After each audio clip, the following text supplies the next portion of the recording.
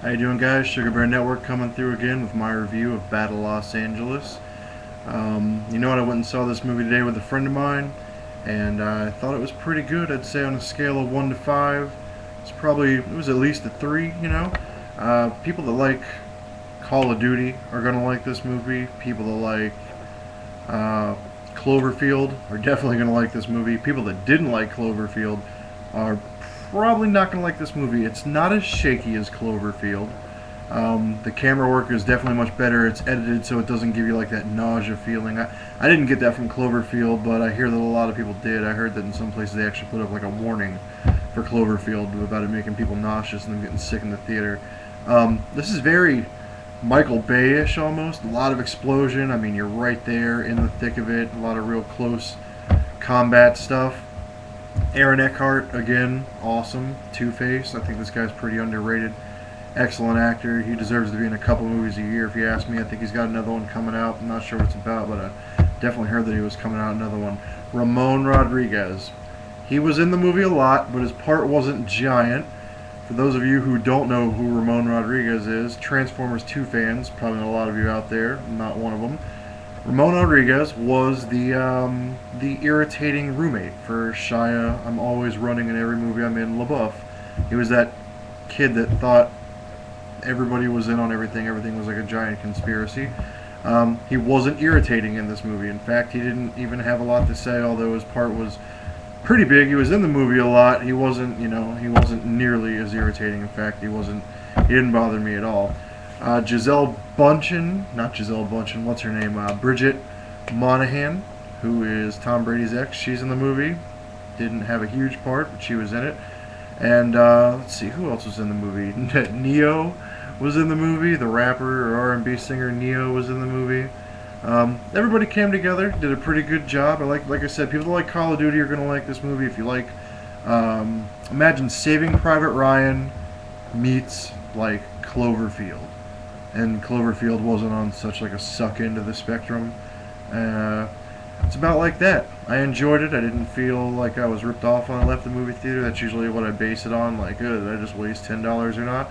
I don't think I did. I'm glad I saw it in a theater. I don't even know if it's offered in 3D. I saw it old-fashioned, so it was fine just like that. We saw it in a nice big theater. It had good sound. So, like I said, probably give it a 3 or a 3.5 out of 5.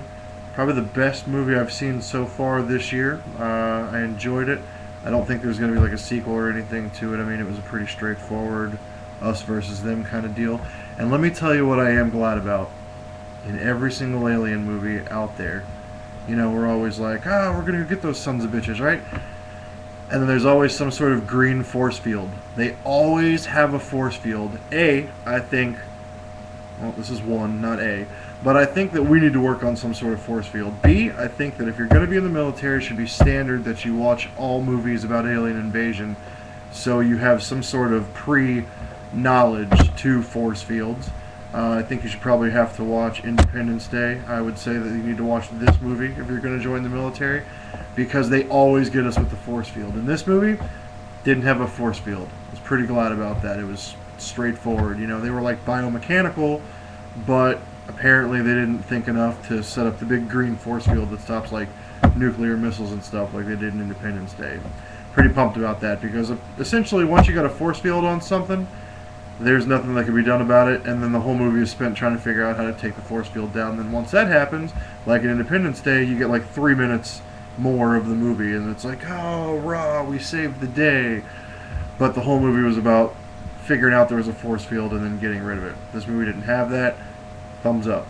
The guy that directed this movie, I can't think of his name offhand right now, so I'm not going to try and stutter thinking about it, but I think he did Texas Chainsaw Massacre, the remake, and maybe like The Hills Have Eyes. That might be wrong. Google it. That could be wrong. I gotta say that the Texas Chainsaw Massacre was okay, but The Hills Have Eyes was pretty awful. That was hard to watch. And if my shitty facts are correct, then I gotta say that this was definitely a step up for that director, whose name shall be found out for you if you Google it, because I'm not going to do it right now. Alright guys, like I said, I would go out and see this if I was you. If you enjoy military movies, alien movies, anything like that. If you didn't like Cloverfield, I'd say this movie is probably not for you. But that being said, give it a shot and feel free to comment. Let me know what you thought about the movie. Alright, Sugar Bear Network signing off. Until next time, guys. Until something better comes out that I can review for you. Hopefully Transformers 3 and all those other good movies that should be coming out sometime this year. The new X-Men movie, I saw the preview for the new X-Men movie, and it looks pretty good. So I'll do a nice review for that when it comes out. Like I said, guys, leave the comments down there. Subscribe up here. Sugar Bear Network signing out.